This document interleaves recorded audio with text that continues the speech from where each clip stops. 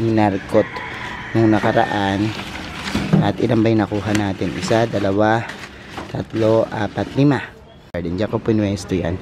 Napakalaki na po niyan, ano. Ang daming sumusulpot na ganito na magbabalot lang tayo dyan ng very light yung paligid. Pero pwede na rin yan na direct ka sa lupang ganyan, ano, o itanim sa lupa. Ganyan lang yan.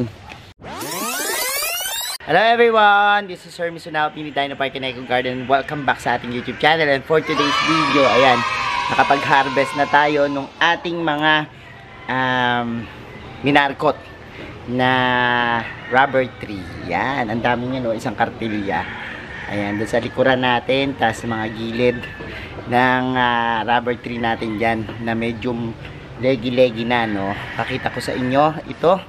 At syempre yung paano ginagawa natin, ano, papakita ko kung paano natin mapapadami yung ating mga rubber tree. Yan yung ating pag-usapan yung araw na to. Kaya kung ready na kayo mga ka-MVP, tutok lang po.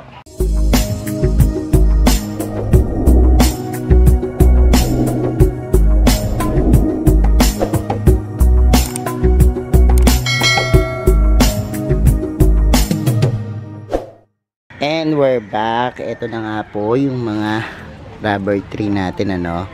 Actually, ito yung mga normal lang natin na rubber tree, no, na green lang, no, walang kulay, no. And ayan, no, kita nyo, look, yun yung ating minarkot nung nakaraan. At ilan ba yung nakuha natin? 1, 2, 3, 4, 5, no. So eto, may balot pa yung iba niyan, pero I'm sure na ito kasi nakikita mo meron ng mga roots yan. So this one, ayun, oh, dikit na siya. Tanggalin natin yung ating mga kinabit dito na mga moss, ano. Pero dito pa lang kasi sa ilalim kitang-kita na natin, oh. Yan. Sa ilalim kitang-kita niyo na may mga ugat na lumabas na, no. Ayan, oh. Diba? So ito yung mga binalatan natin. Tapos dyan siya nag-ugat, oh. Look. So huwag na natin masyadong tanggalin. At ano, ayan, ito rin meron na rin mga roots yan, no. Ayan. Pag nakita nyo na meron na pong sumuloy o meron mga tumutubo na mga roots yan sa ilalim, yan po yung talagang senyales na dapat na kayong magputol ng inyong mga minarkot, ano, kasi meron na silang na-develop na roots. So ayan.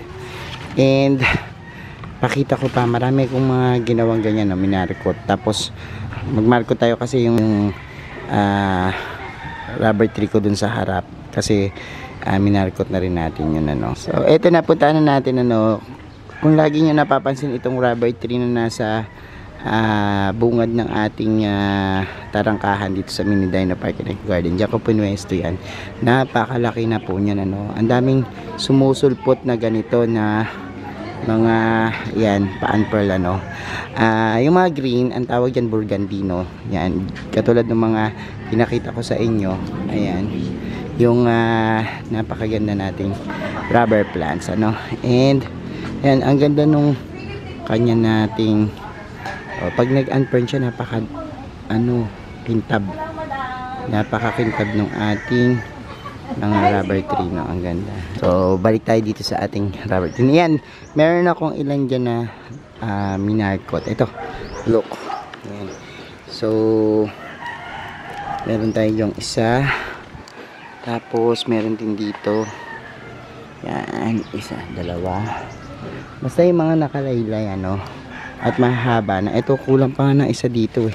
Dahil pala ito, imarkot na rin natin, ano. Tsaka yung, ito, oh, kita nyo, kahit ganyan lang kaliit, yan, pwede na yung imarkot, ano. At pag mamarkot kasi, mas safe yung plants, kasi mas sigurado ka 100% na kapag nagkaugat, yan, pwede mo nang ilipat or itanim. Kaibahan ng diretso, putol, iyon, may chance na hindi magtuloy-tuloy yung pag-ugat or maaring hindi tumubo. Pero madali lang naman yan, ano. Yan yung isa lang sa mga method ng pagpapadami ng mga rubber tree. So ito pa, meron tayo dito minarkot. And ayan. So titingin pa tayo dito, papakita ko naman at de-demo ko sa inyo yung pag mamarikot natin, ano, paano ginagawa natin para mapaugat natin tong ating mga rubber tree. Para kung halimbawa legi na or mataas na yung inyong mga rubber tree, pwede nyo na yung gawin, ano, para in any case na yan talagang tubuan sila ng roots, mapadami nyo sila. So ayan, magde-demo tayo ngayon. Punta tayo dito sa may part ng garden natin na to. Ayan, meron kami ditong burgundy uli. And imamarkot natin yan ngayon, no? So katulad nito, medyo legi-legi na. Actually, puno na siya talaga. Kaya lang mas maganda pa rin na tinitrim natin, ano? Para hindi kung saan-saan punta ng punta yung ating mga rubber tree or rubber plants, ano? So itong isa na to, medyo mataas na. Pwede na natin tong gawin. Sige. Ayan, andyan si Juday tsaka si Nitz. Dala ko yung camera. Okay na lang, sige. Ano natin, ha. So ang gagawin lang natin dyan is babalatan natin, no? Actually yung iba sa inyo alam na to, no? Edit tayo. Yan, dyan. So magbabalat tayo dyan ng yan, pakita natin. Yan. Yung magbabalat. Maminit ko ka tissue. So ayan, may mga dakta-dakta yan. Doon sa doon sa nagkukuyutics. So yan, make sure lang na malinis po yung inyong mga kutsilyo gamitin at matalim, ano. So magbabalat lang tayo dyan ng very light yung paligid ng ating stem, at palalabasin natin yung mga white, no. Tatanggalin natin yung mga bark ng ating mga yan. So dito pa sa may gawin dito, ayun na. Yan, para makita.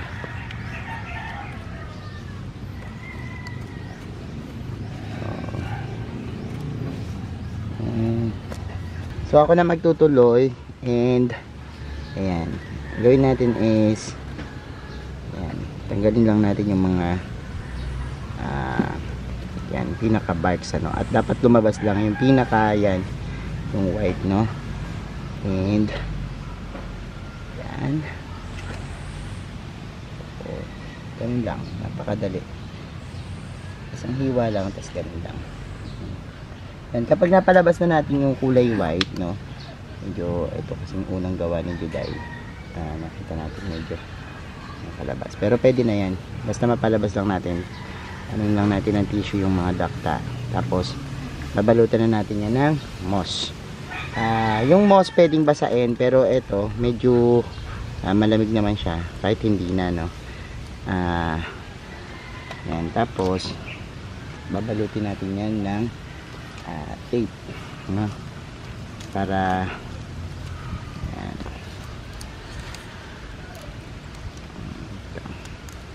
balutin natin yan ng tape. Yan yung ating pinaka yan, no. Or pwede rin kuha kayo plastic, tapos plastic yung gamitin nyo kung wala kayong tape, pero mas ako masasuggest ko to kasi mas madikit, no. And ganyan lang siya, tapos sprayan nyo lang siya ng tubig, mimisting nyo lang para lumabas yung pinaka roots, no. So ito 3 weeks to 1 month, makita nyo meron na yung naglalabasan dito sa ilalim, katulad na nakita natin kanina dun sa ating unang video na meron pong lumabas na mga roots, no. At yan, ngayon naman kapag halimbawang lumabas na po yan, pwede nyo nang putulin, ano, yung inyong rubber tree, at pwede nang itanim. Ngayon iriripat naman po natin yung kaninang mga na-harvest natin. So eto na, pinakuha na natin kay Ate Nitz yung mga na-harvest natin, at nagre-repat tayo. Dito tayo sa repotting session. Ayan. Yan. Sa pagre-repat, ganun lang din naman. Yan. Tanggalin nyo na yung pinaka scotch tape, ano, or Yan. Pero, ito kasi yung ginawa natin, nilagyan pa namin to ng plastic eh. Naglagay pa kami dyan ng plastic actually. Yan. So, ito naman. Pwede na siya direkta. No? Na, yan, naka, ganyan pa rin. Tapos ilulubog. Or pwede naman tanggalin din. No? Yung pinaka-plastic niya. So, ito kasi, yan. Lalabas naman dyan yung pinaka niya. Pero mas maganda kung tatanggalin nyo na yung plastic nito. Ito kasi makapal na tape yung ginamit natin dito. And tanggalin natin ito. So magtatanggal muna tayo dito ng yan. Okay. So yan, pwede, sabi ko sa inyo pwede plastic. Pero ito makapal na tape yung ginamit natin dito. So ayan. Yan, tanggalin nyo na. And kapag nakaganyan na kasi yan, yan, buo na yan. Tingnan nyo.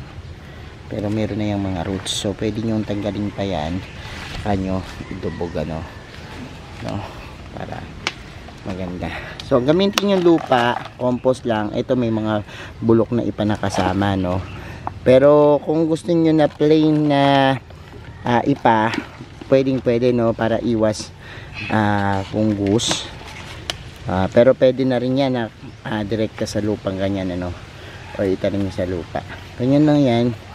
And pwede na yan diligan. At lagay nyo muna sa shaded na area no, for about 3 days to 1 week. Tapos pwede nang ilabas unti-unti no, after nyan. Tapos dilig lang kayo kasi may roots na naman yan. Okay na yan. And ayan lang naman yung ating pagpapadami ng rubber tree through marketing po ano. So ayan mga ka-MD, pinapanood nyo na yung ating vlog. At yan, ganyan ang pagpapropagate ng rubber tree. Kung may mga rubber tree kayo na matatangkad na at sobrang haba na ng mga branches, mga stem, pwede nyo na po yung i-market ano, at para mapadami nyo. Thank you so much sa inyong panonood ngayong araw na ito. Sana meron kayong napulot na aral dyan sa ating pagga-garden ano.